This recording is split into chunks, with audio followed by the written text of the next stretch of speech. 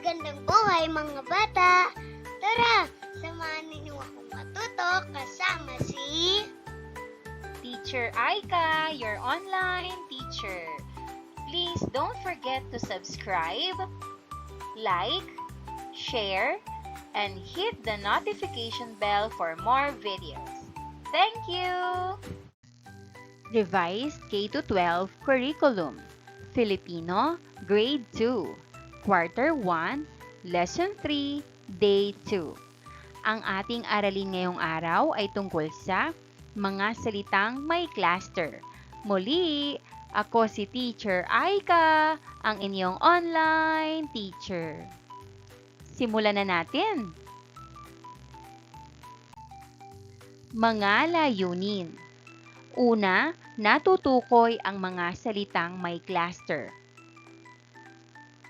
Pangalawa, nakasusulat ng mga letra, salita at pangungusap sa paraang kabit-kabit gamit ang mga natutuhang salita.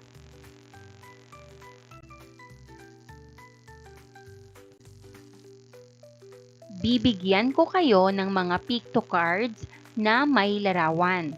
Isulat ang nawawalang unang letra ng pangalan ng bawat larawan. Pagkatapos, isulat muli ang buong salita sa ibaba ng larawan gamit ang kabit-kabit na sulat. Siguraduhing tama ang layo, espasyo at hugis ng mga letra.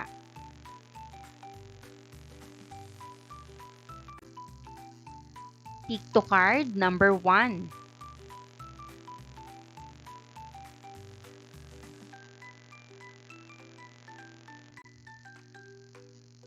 Pictocard number 2.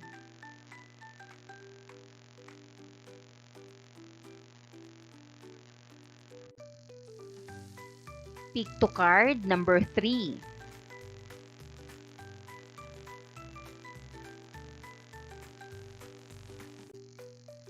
Pictocard number 4.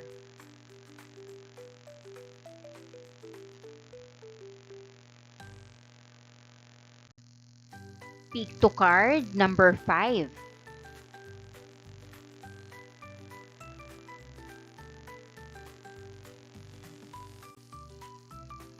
Natatandaan ba ninyo ang mga salitang ito? Ano ang nabuong mga salita?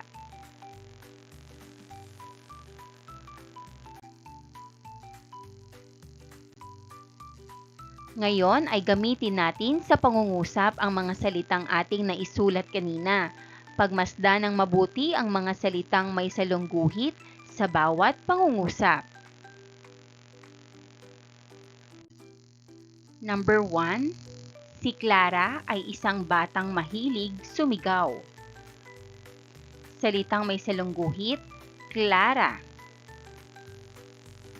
Number 2. Ang turing ko sa aking sarili ay isang prinsesa. Salitang may salungguhit, prinsesa. Number 3. Nabasag ni Maya ang florera. Salitang may salungguhit, florera. Number 4. Hindi kumpleto ang aking mga gamit kung walang suklay. Ang salitang may salungguhit, suklay. Number 5. Malaki ang nakita nilang kobra sa bundok. Ang salitang may salungguhit, kobra. Ano ang napapansin ninyo sa mga salitang may salungguhit?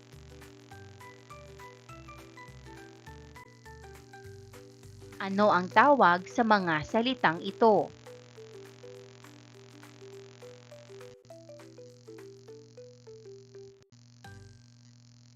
Ang mga salitang may salungguhit ay mayroong tinatawag na kambal katinig o cluster.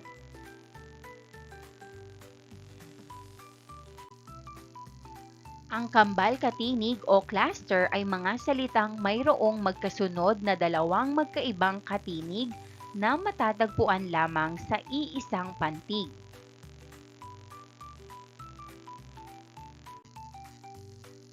Halimbawa nito ay ang mga salitang Clara, Prinsesa, Florera, Suklay, at Cobra.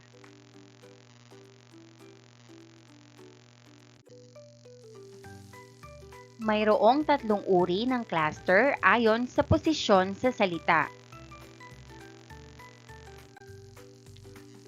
Una, cluster sa unahan. Makikita ang kambal katinig sa unahang bahagi ng salita. Halimbawa, braso, prito, bruha. Braso, prito, bruha.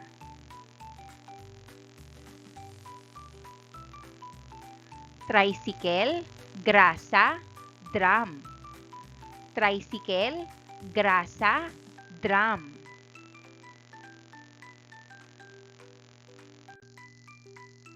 Pangalawa ay cluster sa gitna. Makikita ang kambal katinig sa gitnang bahagi ng salita. Halimbawa, kontrabida, sombrero, eskriba. Kontrabida, sombrero, eskriba.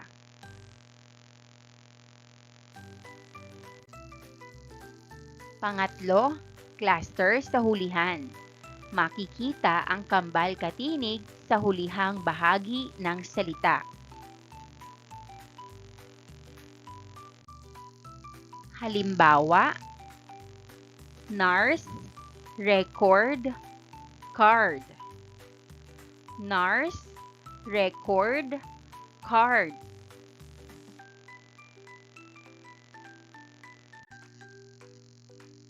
Ngayong alam na ninyo ang posisyon ng cluster sa mga salita, alin sa mga salitang nasa pangungusap kanina ang maituturing natin na cluster na nasa unahan, gitna at hulihan.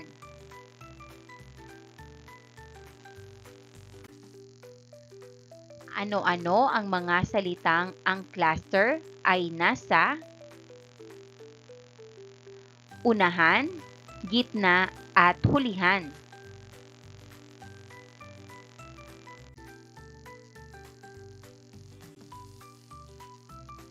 Bilugan ang mga salitang may cluster na makikita sa bawat pangungusap.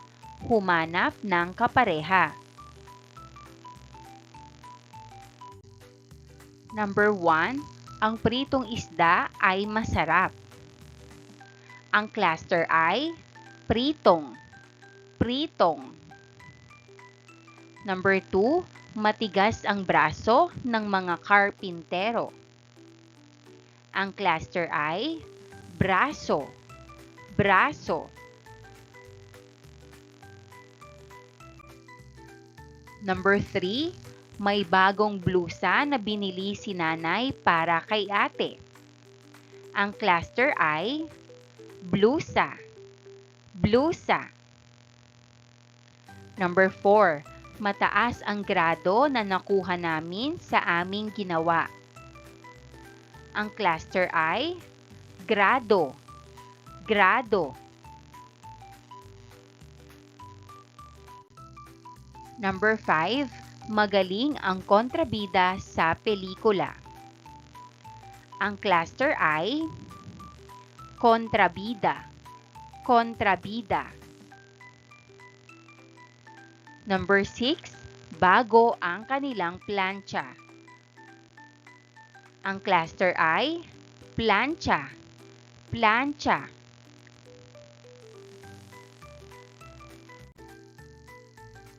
Number 7, napirmahan na ang kontrata. Ang cluster ay kontrata. Kontrata. Number 8, nagsasaya ang mga batang scout. Ang cluster ay scout. Scout.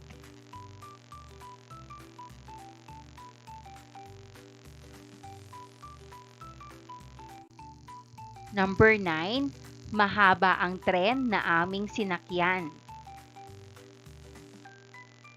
Ang cluster ay tren.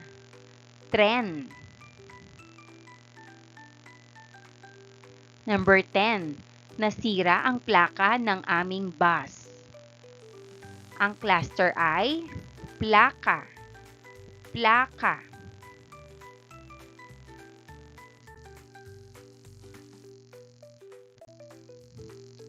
Pangkatang gawain. Ilagay sa tamang hanay ang mga sumusunod na cluster batay sa posisyon nito sa salita.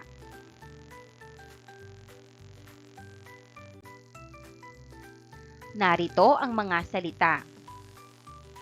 1. Blanco. 2. Timpla. 3. Dragon. 4. Chart. 5. Brenzon. 6. Kongreso. 7. Templo. 8. Simple. 9. Grupo. 10. Sakripisyo. Ilagay ito sa tamang hanay. Unahan, gitna, o hulihan. Sagutan natin. Mga cluster na makikita sa unahan.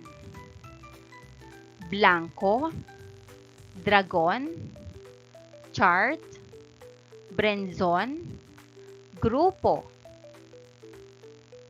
Gitna, kongreso, sakripisyo, hulihan, timpla, templo, at simple.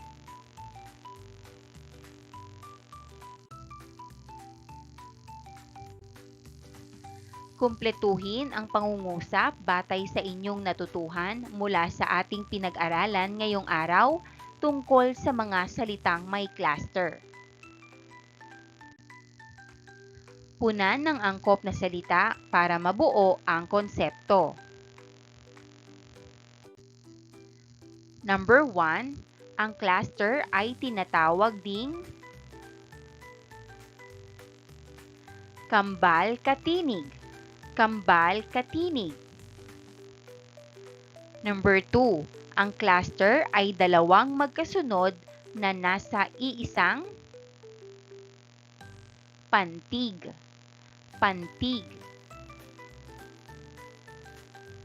Number 3, ano ang tatlong posisyon ng cluster? Sagot, unahan, gitna, at hulihan.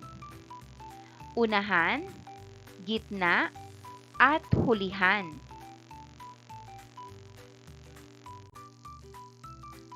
Magbigay ng halimbawa ng salitang may cluster.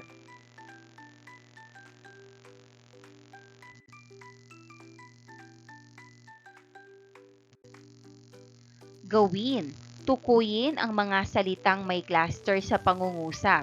Isulat sa papel sa paraang kabit-kabit. Number 1, luma na ang sombrero ni tatay. Ang cluster, sombrero. Sombrero. Number 2, ang prutas sa basket ay sariwa. Ang cluster, prutas. Prutas. Number 3, huwag itapon ang mga plastik sa kalsada. Ang cluster, plastic. Plastic. Number 4, mahusay magmarcha ang mga sundalo. Ang cluster, magmarcha. Magmarcha. Number 5, kumain si Troy ng chiko. Ang cluster, chiko.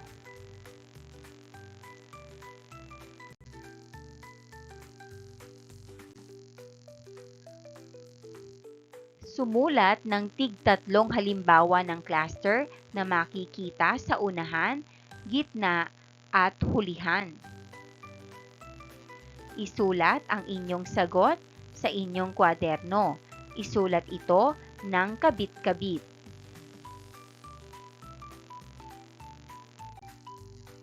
Kilalanin ang tinutukoy ng mga pangungusap. Isulat ang sagot sa papel mula sa kahon. Mga pagpipilian: A. Tsaa. B. Kontrabida. C. Sombrero. D. Plato. E. Kapre. F. Blusa.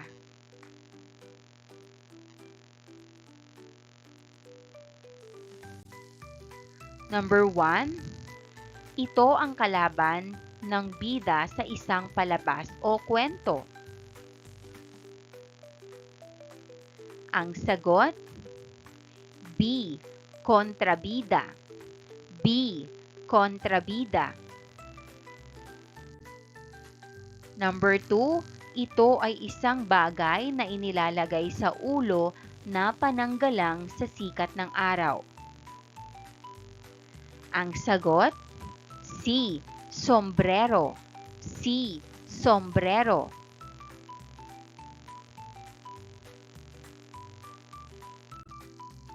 Number 3. Ito ay pinaniniwalaang engkanto na may anyong malaking tao at makikita sa mga puno. Ang sagot: D. Kapre. D. Kapre.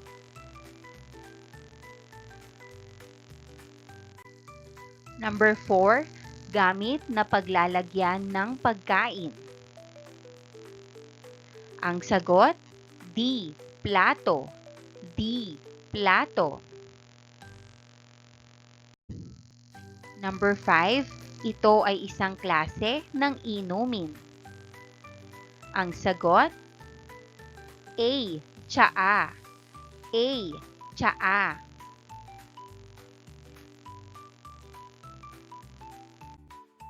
Maraming salamat sa panonood. Huwag kalimutang i-like at mag-subscribe para sa higit pang educational content. I-click ang bell icon para ma-update ka sa ating mga bagong video. Salamat!